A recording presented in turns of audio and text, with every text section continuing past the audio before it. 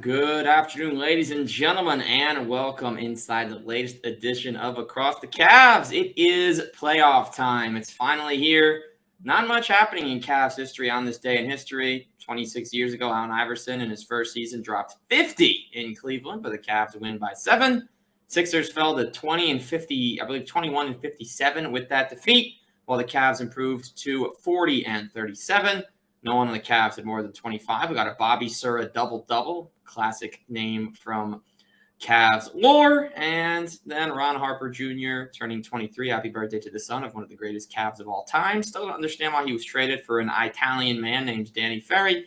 Don't think we're ever going to know the answer. Actually, we do know the answer because they were cheap and thought that Danny Ferry was this otherworldly guy and player who I don't even think he would play for his original team. I don't know if he ever played for the Clippers, but nonetheless, happy 23rd birthday to Ron Harper Jr. We're in playoff mode. It's been 25 years, as mentioned in the intro, since we had playoff basketball without LeBron James. Cavs are playing the Knicks. Today's guest covers the Knicks in all things New York sports. He's Pete Kennedy. He's no stranger to the Across the Cavs universe, and I've been lucky enough to go on the SST side of things as well. Pete, we love each other now, but I'm sure we'll be throwing some haymakers at one another by the time Saturday comes and goes. We are officially rivals, Zach, and thanks for having me. I do want to say this, and I don't want to fact check it. I feel like we may have predicted this possibility midway point through the season. The first time we ever did an episode together, we kind of discussed the options, the opportunities of a Cavs-Knicks playoff series. And again, I'm not fact checking that, not going back and listening, but I know deep down in my heart that we discussed that, and I'm happy that we are here. It's exciting. We have so many underlying storylines here. You just mentioned in your open, was it 25 years since a LeBron-less playoff run for the Cavs? Yeah. Within those 25 years, many battles, mostly won by the Cavs when LeBron was there, between the Cavs and Knicks, but with Mitchell, with some of these other players that are kind of head-to-head with one another. Maybe they're friends off the court. Now they're enemies. I'm just thrilled. I'm pumped for this series. Yeah, this is going to be absolutely a blast. We looked at the 1920 season. The Knicks won 3 out of 4 against the Cavs. The 2021 season, we saw the Knicks win 2 out of 3. The Cavs swept the Knicks last year, but this year, New York winning 3 of the final 4 games, or 3 of the 4 games, including the last 3, and a game that we're really not going to draw upon until we have to. Jalen Brunson just decided that everyone else is out. I'm just going to absolutely go crazy in a day where Donovan, I think, had 30 at the half. Jalen Brunson still went up to him. But, Pete, let's look at some of the numbers on this series before we dive in. The odds to win the series, Cavs are at minus 205. The Knicks at plus 170. This is from sportsline.com. The series handicap, Cavs minus 1.5 games at plus 100. Knicks plus 1.5 at minus 125. Series to go 7 and 6 plus 200, to go 5 plus 275. And if you're projecting a sweep, plus 575, some nice money. And a look at the finishes. Cavs in 7 is plus 325, followed by Cavs in 5 at plus 375. Knicks in 6 at plus 450. Cavs in 6 at plus 650. Cavs in 4 is 470, and the two most unlikely odds, although anything can happen in the postseason. Knicks in 5 is plus 1,200, and the unpredictable Knicks in 4, some nice money at plus 2,000. So, Pete, the first question here, we're going to get into the nuances and the specifics. Regardless of winner, how many games do you expect this showdown to go? I think it's going 4. The Knicks are going to sweep 4-0 plus 1,800. Lock it in. No, of course not. That is definitely not going to happen. I think your whole team would need a week-long food poisoning for something like that to occur. The Knicks are not obviously sweeping, but I do think, Zach, we are going to have a very competitive series on our hands. I know the Randle thing is being spoken about, and we're going to get into the nuances. My prediction right here, right now, this is going 7, Zach. This is going to go 7 games this series, and I'll hold off with who I will say will win until later in the show. But this is going to be a battle 7-game series that I can't wait for. 7 games, man. If we get a first-round game 7, they're going to give me flashbacks to 2018. The only other Cavs first-round game 7 in the Bron era, I believe. I don't think they've had another one with the Pacers. They almost beat us.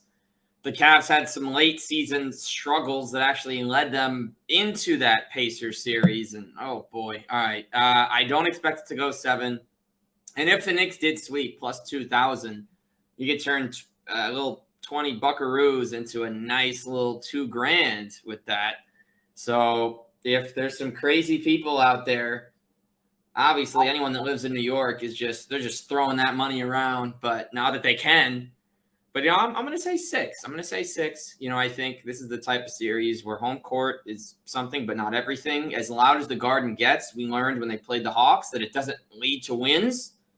Right. And on the other side of that, as good as the Cavs were at home this year, 32-9, it doesn't mean they're just going to come out and dominate because they're playing on a certain court. The Knicks won in Cleveland in the last visit that they had. They won 3 straight in the series.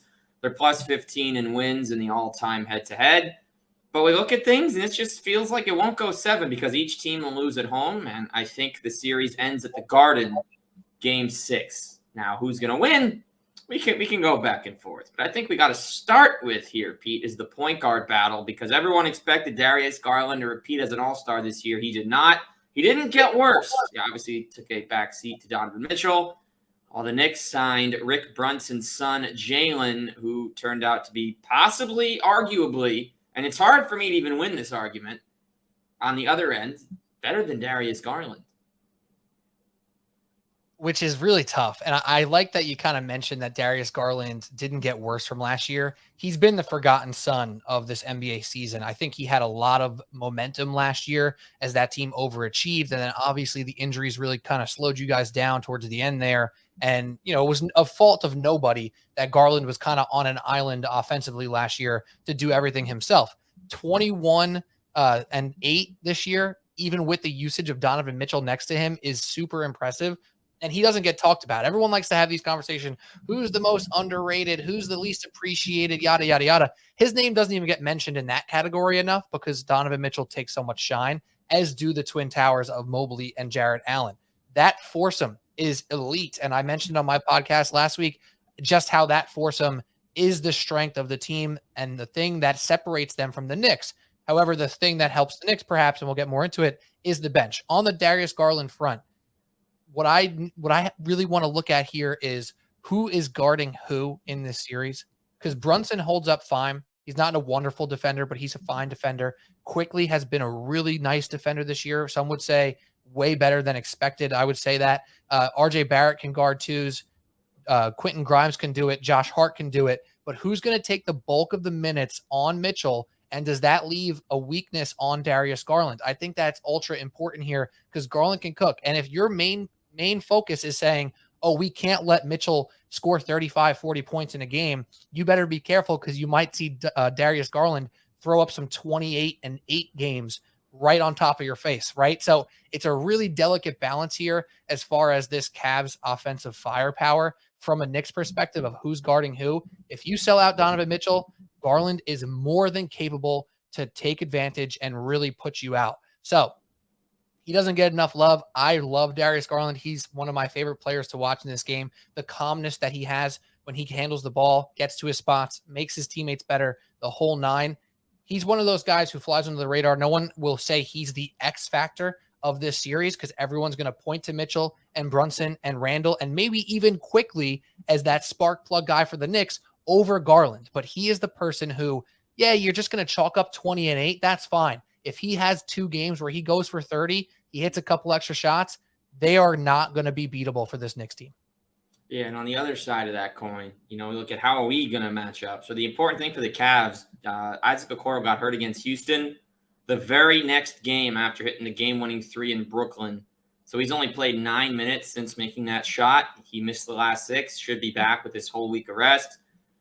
Didn't think he'd be as valuable as he is to this juncture or to this point in the year, just based on his inconsistencies at times. Caris LaVert's really come on and he'll probably play more than he does. Danny Green had 2 incredible games, what some might call garbage time. There's no more seeding at stake. He played very well in both, shot the lights out. Howell Neto and Sam Merrill both stepping up, all 3 of them outplaying Ricky Rubio, who was in a starting role for these last couple. So we'll see what the Cavs bench rotation looks like. But I think the focus has to be on Brunson. Julius Randle is going to be coming off an injury, and we're going to get into it after this. It'll be our next subject, his playoff struggles against Atlanta 2 years ago. But I think for the Cavs, and you're going to probably see this from the Knicks too, I expect you guys to start with Brunson on Okoro until they switch him into action, as Okoro will probably be used as a screen setter at times. Not saying Brunson's a bad defender, but he's definitely the worst in the starting lineup. Someone has to be, no matter how good your starting lineup is. And then on the other end, I would expect to see Darius Garland on Quentin Grimes because he has the least amount of slashing potential of the three. If Garland would just stay on him on the perimeter, I think he'll be fine. I expect to see Donovan Mitchell on RJ Barrett, and then Brunson will get Okoro on the flip as well. The Cavs bigs are switchable. I think you're going to be very intrigued. And having watched the regular season game last time, it was rough for the Cavs, but Mobley and Allen both very equipped to guard the perimeter. And here's the area where I think, Pete, there could be a massive advantage for the Knicks, unfortunately, and it's that beyond Mobley and Allen, there is no third big that can really come in and make an impact because Dean Wade has been absolutely horrible. Lamar Stevens might be able to squeeze in some minutes at the 4, but he can't play the 5. They did not activate Isaiah Mobley or Mamadi Diakite from their two-way contracts, meaning Robin Lopez, who might have more holes in his game than Swiss cheese this season. I like him. He's a good guy. He's a good presence. He's funny. He still has the mascot thing, but he's not playable, which means we only have 2 bigs. If Julius Randle comes back, and I hate the term foul merchant. Unfortunately, I'll say it's partially true. He's not as bad as other guys around the league. But if he's able to do his thing and get the fouls on one of the 2, the Knicks get a major advantage in the paint and on the glass. With the whole paint situation too, it's hard to point to regular season games in this season, whether it be this series or any series in the NBA, because you always have to check who was in, who was out, who was hurt, who was playing under the weather, right? Like this season, it feels like more than any, you just can't just say, oh, the Knicks beat the Cavs 3 times this year. That means they're better, right? Then you go back to the box score, and I don't think this is the case. I'm just using it as an example. You go back to the box score, and Jared Allen missed every game, and Donovan Mitchell missed half of them, right? Like it's really hard to do that. But if you look at that most recent game, I look at a guy like Mitchell Robinson, who even without Julius Randle is a guy who can wreak havoc. And I was dying for him to get back in the rotation. I think he missed, just looking at this quickly, about a dozen or so games, maybe 14 games when he got hurt in the latter portion of the season. And I thought his absence was enormous. His offensive rebounding this year has been so elite. And looking at that Cavs game specifically, he had 14 rebounds. 9 of them were offensive rebounds. So yes, the Cavs have the twin towers in Mobley and Allen, but Mitchell Robinson in his own right can get people into foul trouble just by crashing the glass as hard as he does. Even though he's not a good free throw shooter, he can get people to foul him when he goes for putbacks and alley-oops and etc. So his impact on this game is also huge just by the rebounding front. Because you think of it right off the rip and you say, oh, the Cavs must have the rebounding advantage with those 2 big guys, with Donovan Mitchell, who can rebound well for a guard. Okoro can help out there. And you think about that right away. However, that offensive glass number and him being the best offensive rebounder in the game perhaps can really make a big impact here on those 2 bigs specifically. And God forbid one of them get into foul trouble. It changes the whole dynamic of your elite defense, which has been top 3 this entire season. So I look at Mitch as another one of those X factors. Yeah, amazingly, it did persist and continue. But up there with the Chicago Bulls, it's still baffling to me that they have, I think, one of the top 5 defenses and the best in the league since they signed Patrick Beverley. Do we actually expect him to have a quick aside? Pete, do we actually expect Patrick Beverley to be a real talking point in Chicago? I expected him to come off the bench, play 15 minutes, and do nothing. But he actually, along with Caruso and Patrick Williams, I think they're good enough to get out of the play-in completely, win 2 games, get the 8, and win 1 or 2 against the Bucks. It's April 12th. We're recording this prior to the Bulls' first play-in game here. So I don't want to speak out of turn, but I think we should be calling him Play-In Pat right now. That's Play-In Pat Bev right there we're talking about. He's got his podcast. He's talking smack. He's doing his thing. Listen, Patrick Beverley has been one of the easiest punching bags for me in the whole NBA for a while now, with his antics, with him acting as if he's some tremendous talent and star in this league, when everybody who watches him knows he's a mediocre player with a big boy attitude. And sometimes it could be really, really annoying to watch him play basketball. However, the things he does well is pretty undeniable. He's absolutely a menace on people's mental capacity on defense and is a pretty good regular defender, right? Like the mental part of it is there, and his actual defense is pretty good as well. He can hit open shots. He doesn't make huge mistakes on offense. So he is a relevant enough player. It always bothered me when he got looked at as like some guy who actually mattered. But for the Bulls, he matters because that's a team that's super mediocre. And he was that little boost, that little extra oomph, right? Like I joked with my friend Pat Boyle, who you know as well, Zach. If the Timberwolves had Patrick Beverley yesterday in that game they lost to the Lakers, I don't know if they blow it because he's that type of guy who says, yo, y'all are slipping right now. You look weak. Get it together and let's ramp this thing up. We can't take our foot off their throat. We have them by the neck right now. That is what Patrick Beverley is. So for all the asides of me saying he's not a relevant actual player, he does have some relevant purposes. Yeah, well said. Also on the Pat Bev pod, shout out Jordan Petway, fellow Endicott College Gull alumnus. He's the producer and runs the social for the pod. The socials looking great for them too, by the way. Good job by your buddy. Yeah, JP. He was the point guard for Endicott. He had some good moments on the floor, and he's got shaky films. He makes some great videos, so shout out to him. Go Gulls, obviously. But anyway, getting back to it, yeah, I'm curious to see.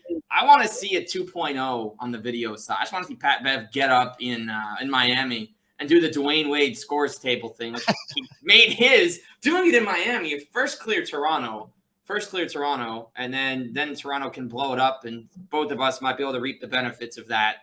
And then we'll see. But no more on that, obviously. We'll get back here. And so looking at some of the numbers here, Pete, as to for the top guys and how they've performed in head-to-heads. Before Jalen Brunson's 48-point game, he'd only ever scored over 20 once against the Cavs. He had shot 42, 43, and 38.5% in the first 3 games of the season. This is the first time he had a monumental impact. First time he's taken more than 20 shots, so it could still be a sign of things to come. He had 48 points, most he's ever had in a game and against the Cavs. The 9 assists were a high. The 7 assists, only the second time he's made at least 3 triples against the Cavs. As for Julius Randle, he had 36, 13, and 4. The last time he met them in January, he missed that last game. That was his second 36-point game against Cleveland in his entire career. Most of this is with the Knicks. He scored 20 points on 8 occasions against the Cavs. 6 of them there. We'll see what he ends up doing. Randle has had 8 games of 4 turnovers against Cleveland. And the number you want to hear, which is Donovan Mitchell's side, because Brunson and Randle can shake things off pretty well after a bad game. I think if either of them have any, they'll be fine. In the 4 games this year, Don had 38 and 12 assists, 23, 4 and 5, 24, 8 and 8. And then in that last one, he had 42, 4 and 5. He made 8, 2, 6, and 6 threes in those games, shooting 67, 43, 18, and 62% from 3. This is a lot of numbers. It's a lot to digest, but hearing that about those 3 guys, Pete, what does that tell you about the top dogs on these 2 sides? Obviously, Garland and Mobley matter as well, but between those 3, what does that tell you about these head-to-head games? I'll say this, whether Julius Randle was fully healthy or not coming into the series, which he is not, but let's just say he was. The 2 constants that I expect are Mitchell and Brunson. Brunson proved a lot last year in the playoffs in Dallas. He was the best player on a team in the first round last year that beat Donovan Mitchell, that went head-to-head with the Donovan Mitchell-led Jazz team where he was without Luka Doncic for 3 games and was averaging over 25 points a night. So this whole Jalen Brunson season, I didn't expect him to average 24 this year, but it wasn't a fluke because he showed us signs of that last year when he had the chance and when he had the opportunity, when Luka was hurt, or even when Luka was playing. He was a super important number 2. At this point, people would take him over Kyrie Irving, and that says a lot. Obviously, it's not a one-to-one talent conversation, but we don't got to go into that. So Brunson's a constant to me. I think he shows up. Donovan Mitchell, also a constant to me. This guy has super playoff experience. I actually heard you on that FanDuel TV show, Zach. I saw your clip on TikTok, which was very nice. Popped up on my For You page. You were talking about how the Cavs last year didn't have somebody who has been there before. Now you can argue some of them have been there because they played last year, but Mitchell has been there for years. For a pretty young player, we take for granted how much playoff experience Donovan Mitchell has and how many electric offensive performances this guy has in the playoffs. He's not scared of any lights. He ain't shying away. If he goes 0 for 5 in the first quarter, he's still taking 25 shots. It's not a worry for him. It's not a worry for me. Well, it's a worry for me as a Knicks fan, but as somebody making a take about Donovan Mitchell, I'm not worried that he's going to fall on his face. Maybe he'll have that one game where he goes 8 for 24 and scores 19 really inefficient points. That might happen once, but I expect him to average 28 points a game this series. I expect Jalen Brunson to average 23, 24 points per game this series. The Julius Randle question mark, obviously with the health front being number one, is how does he fare with that defensive lineup of Okoro, Mobley, Allen, just wreaking havoc on what he wants to do. We've seen him get into trouble so many times before where he takes the ball and wants to be the man. He wants to be the guy who scores. He wants to get his shots. He wants to score his points. That's his biggest detriment at times, where he puts his head down. He goes into bad double teams. And you mentioned the key numbers, Zach, the turnovers. It's something that Knicks fans get frustrated with all the time. And it's why Jalen Brunson has been so important, because their biggest issue, even in their season 2 years ago, when they made the playoffs to the 4 seed, was late in games. Randle said, I have to do this all by myself. And it was often a disaster. You even think about his biggest moment of the year this year, perhaps, is when he hit that crazy 3 against the Heat. That was a broken play where he was a second away from turning it over and got lucky with a crazy fadeaway 3. So Randle worries me on that front. Does he see this as a superhero moment, or does he see this as a moment where he has to just do his role, which is not to score 40. It's not to match Donovan Mitchell. It's to just hang with the starters of the Cleveland Cavaliers, which is their strength, and allow his other guys, his Brunsons, his Quickley, his Grimes, his Barretts, to do their role to even out that tide. Yeah, and as 6-year-old Kaiden Randle starts to get older, he imitates all of his dad's moves. So he sees his dad doing that crazy one. It goes in. That's when he's going to be practicing on the little hoop in the driveway. Though at age 6, being the son of 6'10" Julius Randle, who knows how fast he's going to grow and turn into a 6-footer himself.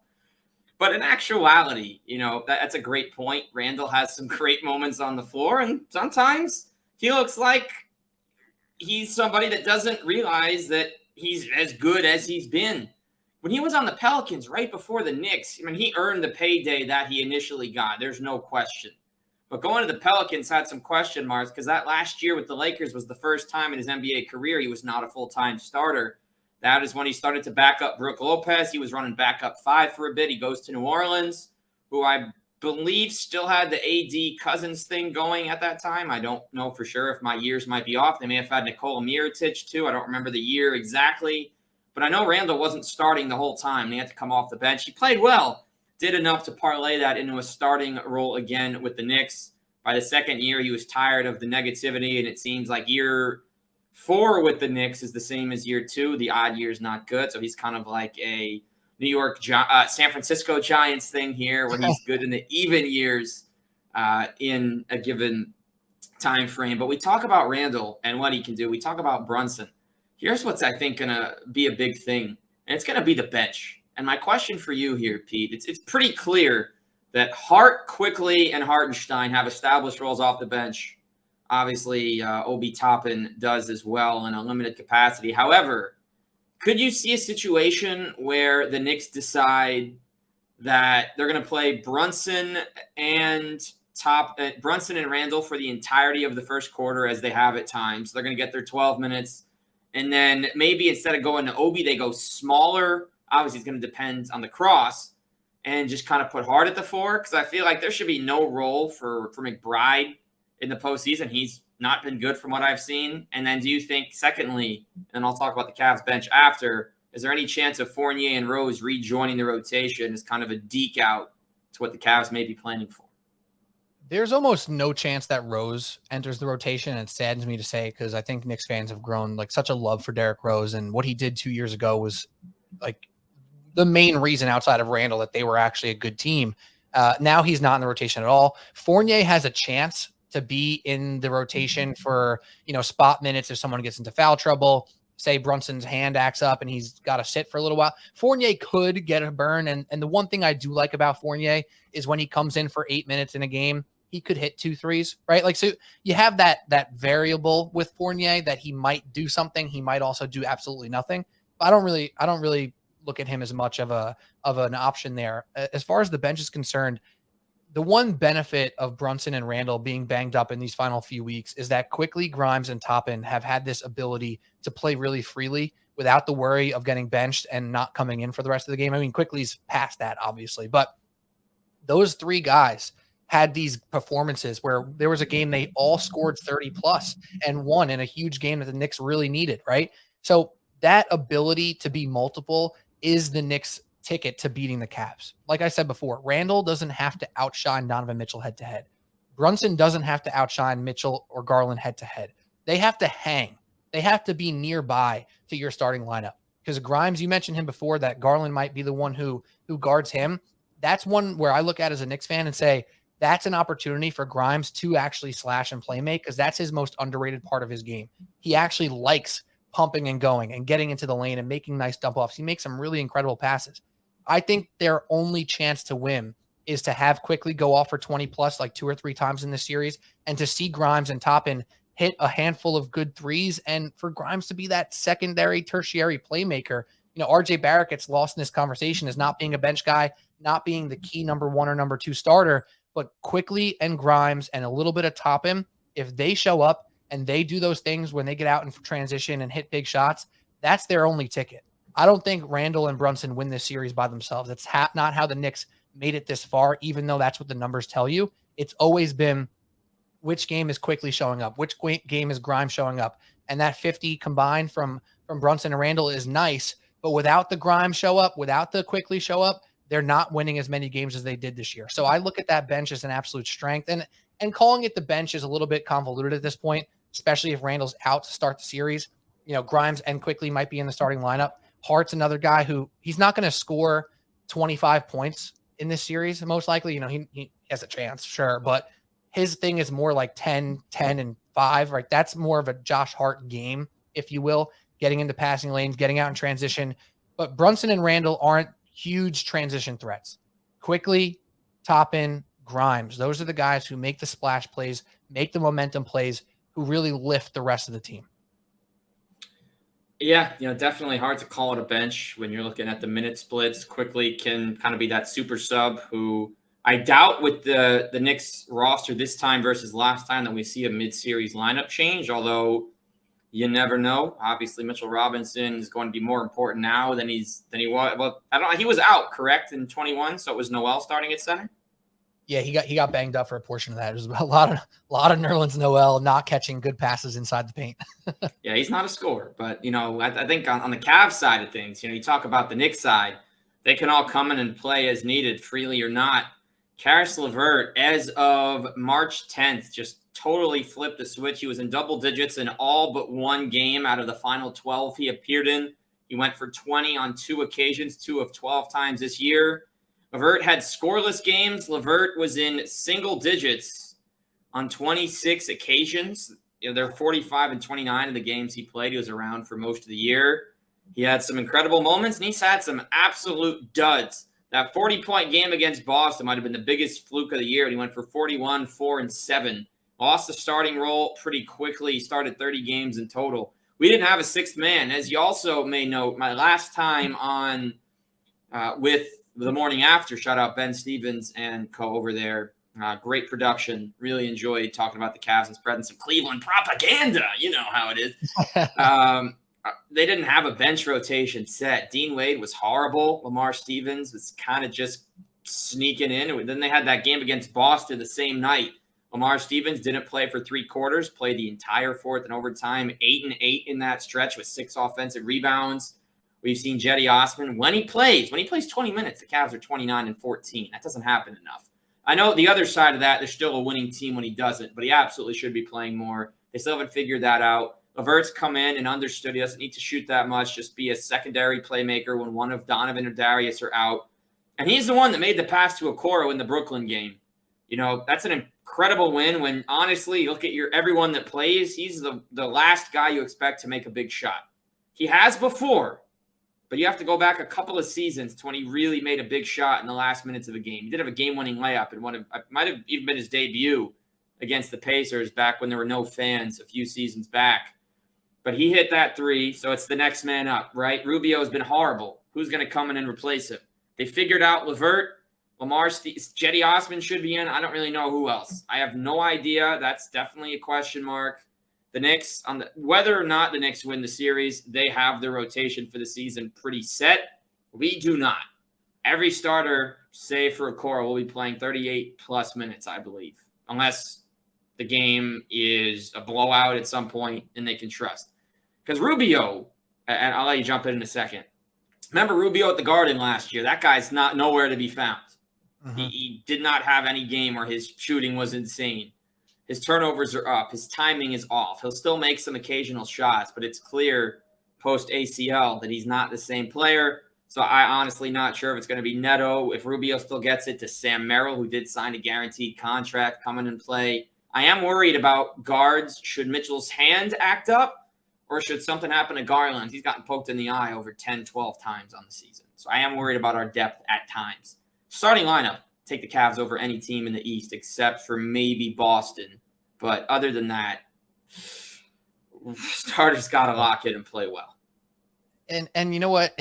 That's exactly what I've been saying about this series too, because your strengths in the starting lineup is just so elite. It really is. And that's why, weirdly enough, for this series, even though the Knicks have a chance, and that's why they're only plus 160 and not plus 260, they have a chance, and it's with their depth. But your starters are so good that the Knicks don't have a chance past this series, right? Like, this is almost like the Knicks championship in a weird way, and Knicks fans wouldn't want to hear that, but it's true. The Cavs have actual aspirations to hang with the Bucks, to hang with the Celtics or Sixers. Like, they have actual opportunity to pull something like that off. That doesn't mean that they're an absolute lock to beat the Knicks. It's a weird little balance there. But I want to ask you about LaVert specifically, because to me, and you watch the Cavs obviously way more than I do, I've caught a good handful of games, but LaVert's always been the type of guy who, if you watch him on any night, you think he's fantastic, or you think he's relevant and should be off the court, because he, like Randle, gets in these modes where he's shoot. I have to now score.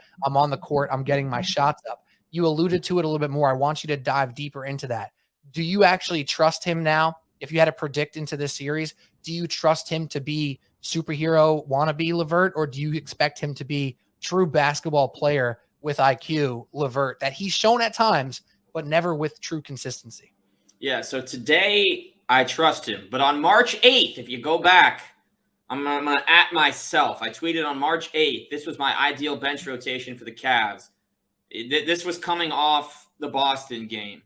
It was Lamar Stevens, 6th man, Jetty 7th, Danny Green 8, Rubio 9, LaVert 10. And they could take out LaVert for any of Dean Wade or a healthy Dylan Windler, yada, yada, yada. Obviously now, ranking the bench bottom to top, I don't know. If they go 9 deep, I'll go Lamar Stevens 9, Jetty Osman, or rather, Lamar Stevens at 9, Rubio/Neto at 8, Osman at 7, and then LaVert would be 6. LaVert can play. I think right now I trust him.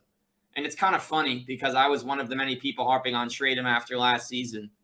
He came in last year and he was kind of doing what Donovan would be in clutch situations. Darius can't make something happen, give the ball to the next guy. LaVert was the next guy. He does get his own shot, although for some reason he always misses his little mid-range looks, and it's baffling to me. The crazy thing is he shot 43% from the field, and he was in the 30s for most of the season. He got it up late, 39% from 3. He hits enough shots, I think. I think he knows his role now. Finally, we don't know what's going to happen after the season, but for right now, we're stuck with him. I think if Mitchell or Garland are having an off day, he can step up and take a few extra shots. I think he's an 8 to 11 attempt per game guy. His efficiency has been better. I think he's capable. Again, we only need 10 to 14. The Cavs aren't going to get 50 points from their bench. That's just not going to happen most nights. Dean Wade, the version you saw beginning of the season, is gone. Remember that Taylor Swift song? She can't come to the phone. Why? She's dead. He's not dead. He's fine. He's healthy. But he's not coming to the phone. The Dean Wade that signed the extension ain't coming to the phone. Maybe if we're going to be weird with it, maybe his stunt double Ween Dade might come and say, hey, you need 15 minutes from me? I'll do it. Because Dean Wade's not that guy. Look, I like him. I really do. You love the story of the undrafted player staying with that team long enough to get a long-term contract. Okay, the Miami Heat are known for this. The Cavs did it with Lamar Stevens. They did it with Dellavedova, although it kind of went to the Bucks, but they brought him back. And now it's happening with Dean Wade.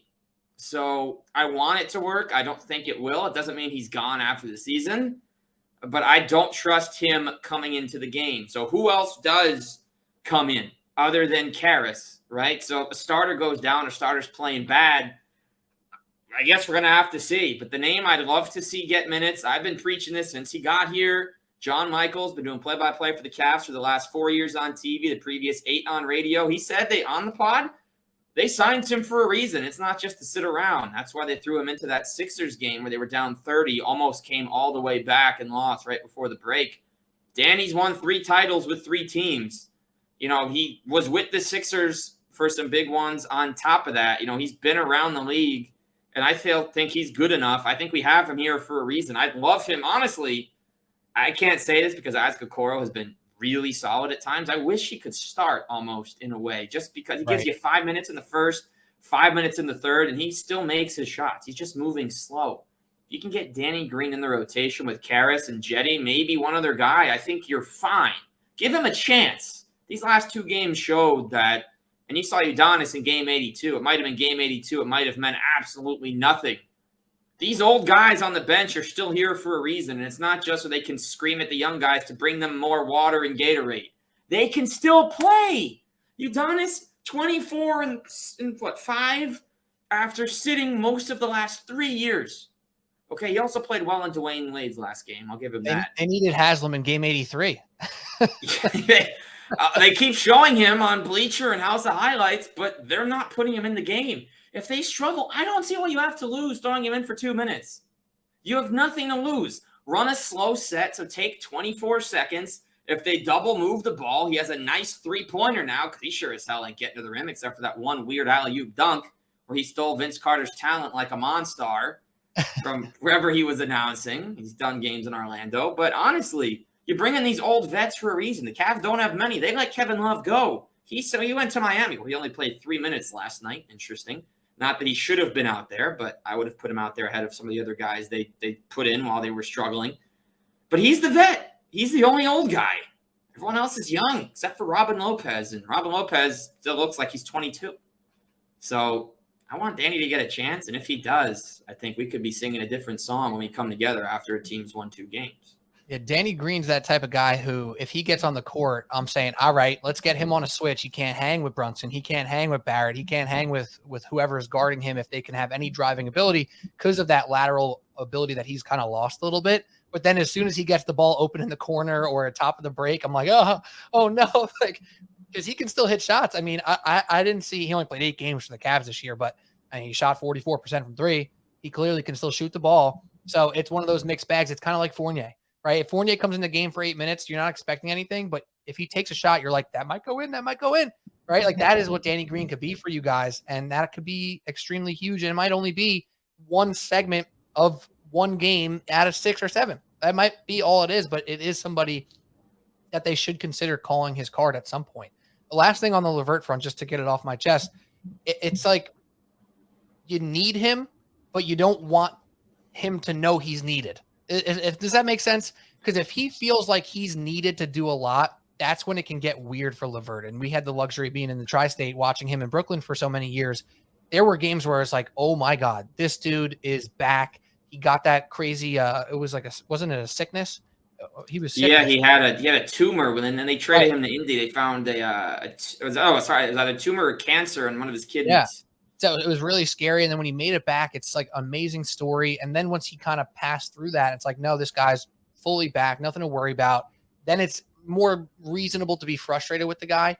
And I always felt bad in the beginning being like, God, I love his talent so much, but sometimes he's just so frustrating. He gets that tunnel vision, the blinders are on and whatnot. So you need him when it comes down to Cleveland, but you don't want him to know he's that needed because you need him to play in the flow. And when he's now looked at as a tertiary playmaker for this team behind Mitchell, behind Garland, probably even behind Mobley at this point, because Mobley's been showing all sorts of playmaking chops this season, like LaVert can really make an impact. And if he starts hitting shots, that's when, as a Knicks fan, that's when I get super nervous. Because if he's putting up 18 points a game, that's where the Cavs get almost unbeatable, right? We have to almost rely on saying, Mobley, Garland, Mitchell, they're going to score 75 points combined. It's going to be great for them, but maybe we can outscore them with everybody else. If LaVert adds 18 to that mix, it's a completely different story. So I am 100% not relying on Caris LaVert to play well, but 100% nervous that if he plays well, that could be the death of the Knicks in this series. Yeah, exactly. Caris LaVert should not be listening to songs like I'm the Man or using phrases like I'm him. He should be going back to the High School Musical saying, we're all in this together. He's not Troy Bolton. He's not Troy Bolton. I don't remember the other character's name, but he's Corbin Blue. He's there. He's on the court. He's getting some love off the court, but he's not that guy. He doesn't need to be. He doesn't need to be Troy Bolton. He doesn't need to be the point guard on the Teen Wolf team. He doesn't need to be Nathan Scott. He's great. Oh, the One Tree Hill reference. How about that? I was late to the game. Deep, Zach. Your bag is deep. I was late to the game. I was late to the One Tree Hill game. I only finished it a couple months ago. But I watched it in grammar school because the girl who I liked said it was cool. So I was like, yeah, I also think it's cool. And I watched it. That's what got me on the show originally. But a week later, I was watching it for myself because that situation did not pan out. But it's okay because please, there's nothing to be. Current situation blows any other situation out of the water. We're not here. She did design my logo as well. Also, shout out Ellie Wydra. My girlfriend, she did design the new logo. Does a lot of great design work. So we had a couple meetings right after we started going out. She does a ton of design. Spoke about the logo. She had a concept. I like to call it ATC. So we got the Cavs sword going through. The color is great with the name underneath. So I've been a big fan of that. So that's a good segue to get that in there. I didn't think I'd be able to do that today. Win-win. Yeah, win-win. All right. So all things considered, One Tree Hill quotes aside, we gotta pick a winner. Pete, I'm gonna start, and then I'll watch your reaction as I say this, and then we'll go to you. Can we get a drum roll, please? Can we get the 216 sticks here? I am going in 6 games. The winner of the series is insert bias here. I'm going Cavs in 6, and I'll tell you why. Okay, first off, I can see a world where the Knicks win this series. I can see a world where everyone's like, fire JB Bickerstaff. I can see a world where it's like, Evan Mobley folded. But the counter, but Julius Randle folded 2 years ago. Here's what I think is going to happen. I think Donovan Mitchell in game 1 is just going to come out absolutely firing, and he's going to go off. I think he's going to go off in game 1. I think he's going to come back to earth in game 2, and that is when Garland and Mobley step up. The Cavs are going to be up 2-0 in this series. They're going to win both. And then what I think is going to happen is we get back to New York. It's 2-0. It doesn't matter that they didn't win one yet because they still have another chance to take care of business. The Knicks are going to win game 3 at the Garden, okay? And then I think the road teams take care of the rest. I think early on, you're getting in front of your home crowd. The Knicks are going to struggle a bit. Randall's going to be fine. He's going to score, 40 in game 3. Game 4 is going to come around. It's going to be close, and I think the reason you traded for Donovan Mitchell is going to be when he silences the Garden like Trae Young did, except the booing might be a little different because Donovan really never fully disrespected the team. I don't think he's that kind of guy, and that's nothing on Trae. And then I think we get to game 5. The Cavs are at home. They've never been in this position without LeBron. While I've been watching them, I was 2 back then. They didn't get out of the first round. You have to go an extra 5 years for their playoff series win without LeBron, 92-93. And also keep in mind, they've only advanced without James, I believe, 3 times in franchise history. Once in the 70s, twice in the 90s. That's it. Yep. It's the Miracle at Richfield was their only playoff series win for the first 22 years of existence. But all that said, in game 5, they're going to rest on their laurels. I think the Knicks are going to come and steal one. Then we're going to go to game 6. Knicks fans are going to be like, game 7. You're going to be one of them. I'm like, oh, about game 7.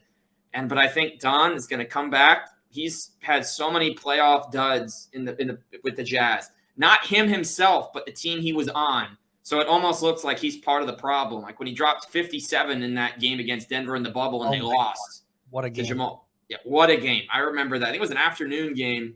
Didn't feel like the afternoon because every game felt like the same time watching them in there.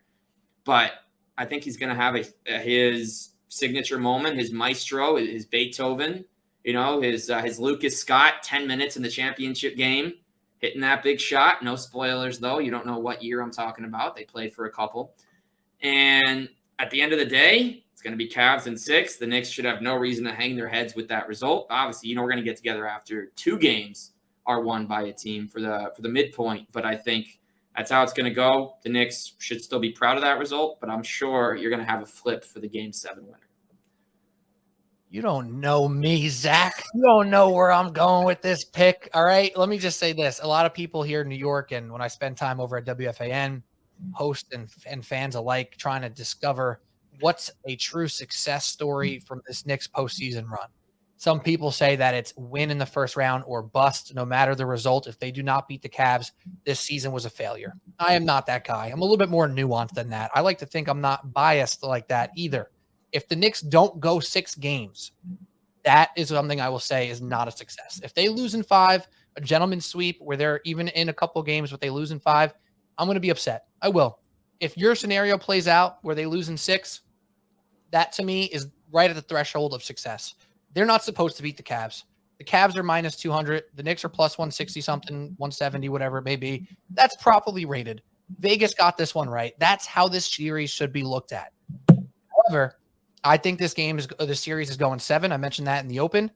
But, Zach, I don't think the New York Knicks are going to win this. Boy. I think it's Cleveland Cavaliers in 7. And I think it's Donovan Mitchell who puts the dagger in the Knicks in this series, just breaking all of our hearts just a little bit more. For all of us who said after we did not make the trade for Donovan Mitchell, it's okay. We have Brunson now. We have flexibility. There's going to be a little bit of buyer's remorse or lack thereof if they're not actually buyers on Donovan Mitchell. If Donovan Mitchell was a Knick right now, boy, oh boy, would this be a wonderful team to look at as somebody who can hang with the Sixers and Celtics of the world. They can't. The Cavs can. I said this in my podcast last week. The Cleveland Cavaliers and Knicks are close. They're 4-5 for a reason. The Cavs are much closer to the Sixers, Celtics, and Bucks than the Knicks are. However, the Cavs are also closer to the Knicks than they are closer to those other teams, those top 3 of the different conference. That still puts the Cavs ahead. Their star power is too good. I think Mobley shows up in this series. He's now got some of that rookie stuff off of his back. Last year did not end well for him. He's been so much better this year. For people who have not watched the Cavs, he is going to be one of the people in this first playoff series and say, oh my God, he's taken a leap. And it might not show up in the box score, but it's the right pass. It's the right defensive switch. It's the help defense where he comes over and blocks Randle at the rim. That's what Mobley's going to bring to the table. But Mitchell, in the end, puts the dagger in the Knicks in Cleveland. Game 7, I think it's a hard-fought series. I think Knicks fans will be devastated, but with their heads held high, as this series will go to the freaking wire, and the Knicks will have a chance to win it. And in the end, the best clutch player in the series, in Donovan Mitchell, prevails. And Brunson gives his best effort. I think Brunson's going to be looked at as an equal or close to Donovan Mitchell in that regard. But Donovan Mitchell and the Cavs win this one in 7. Yeah, shout out to DM45. It's a rare playoff series where both teams have a number 45, except one of them is still looked at for that weird dunk where he had the letter and he pulled it out and it said 50. And the other guy is throwing down 50 dunks in games. That's not a disrespect. I actually like Jericho Sims, and I enjoyed his performance on Christmas Day. I think it was against Philadelphia. Mm-hmm. But it's going to be fun. There's no question about that. Pete and I will get together after a team has won 2 games under the Subway Sports Talk umbrella and see what we think. Pete's going to grill me on everything, and I'm going to do my best to stand my ground and grill him back without sounding like a fool if the Knicks get the 2 wins first, which they might. They might. So it's going to be fun. Thankfully, we don't have to wait all day. We get a 6 o'clock start. And then my last question, Peter, are you going to be going to any of the games? Or are those ticket prices doing a little too much to your mind bank there? Because those look pretty bad. I'm not far from MSG either, as folks know, but those prices are scaring me. $600 to get in close? Ticket prices are scaring me, man. They're scaring me. I will not be going to a game. My friend sent in game 4 tickets to the group chat. It was like, yo, we're going. I said, I can't do it. $380 starting point for the worst seats in the house. And now there's no real bad seats in MSG. You'll have a great time no matter where you are, feeling the energy of the Garden. But for game 4 specifically, I'm nervous because God forbid it's 3-0. That $380 ticket is now worth $95. And that's not something, it's not a business that I'm going to be investing in. I will be in Brooklyn on Saturday to watch the game. So I'll be tapped in. Bar front. I'm super excited for the game, but I will not be going to any games. It's just too much money for where I'm at right now, and I'm not trying to spend that type of dough when I could go to a bar with my buddies, spend a quarter of the money and have a grand old time and still feel the vibe of New York building up for the Knicks. I'm with that. We'll see. Being a Cavs fan in this area, we'll see how that goes for me. I don't plan to rub it in anyone's face if they win. I do expect people to throw apple cores at me on trains if Cavs lose a game, and I'll catch it with my Donovan Mitchell grasp and toss it in the nearest trash can like Darius Garland. But it's going to be Spider Sense, and actually I don't know Darius's true nickname yet. I don't know if Does he have one? They just call him DG. Well, Basketball Reference always has stupid nicknames on here. Let's see what they got for him. That'll be our closing line. DG the PG and Boog. He's not Boog. No, Boog. That's DeMarcus. No, he's DG. No one's calling him DG the PG either. He gets that. Trust me. He gets that. He gets that. I call him that at times on the pod. But I don't feel like it's a nickname. I just feel like it's a phrase, right? Like I don't even have an example. No, we're good here. I think we got a great. You used to have Sexland, but that was obviously I kind of miss Sexland. It was kind of funny that one time when the admin actually acknowledged it. It only happened once. Yeah, it happened. That was fun. Now you got like Spiderland. I don't know. Mitchland. You got Mitchland. There you go. That sounds like a separate person, which might be a benefit. It's like when Goku or Gohan and Trunks combined in Dragon Ball and they became a Go Tanks or whatever the heck it was. I'm surprised you went Go Tanks before you went Gogito and you had Goku and Vegeta a little later years. How about that? Look at the baggers are so deep right here. Pete and Zach, look at this. Dragon Ball Z was my first favorite show. I can go to my kindergarten teacher and see if we still got the papers. Oh, the best thing of all time. Love it. It was great. Although Yu Yu Hakusho came in and might have taken it off my list as number one. But this isn't the anime debate. We're going to open with it. We're going to do it in the beginning so people aren't listening in minute 52 wondering, does Zach think Yusuke Urameshi is the GOAT of anime? We're not having that. We're plenty of people I can bring on to aid or debunk anything I'm saying. But it's been fun, Pete, and I look forward to seeing game one and getting back together probably middle of next week. I guess it'll be after game two or game three, regardless, and seeing who's more wrong.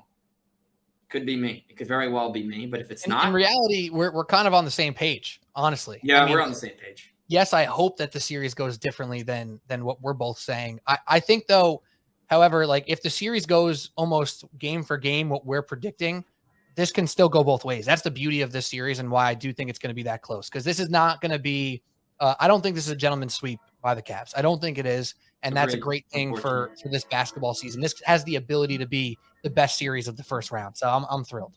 It absolutely does. It's going to be fun, but that'll do it for this edition of Across the Cavs Times Subway Sports Talk. He's Pete Kennedy. I'm Zach Weiss. If you like what you heard, you know where to go. Drop a review. Give it 5 stars, or if you hate it, if you think our voices sound annoying, if you think me not having a Cavs banner behind me makes me a fake fan, let me know in the comments. But we'll see you again real soon. And until then, bonsoir.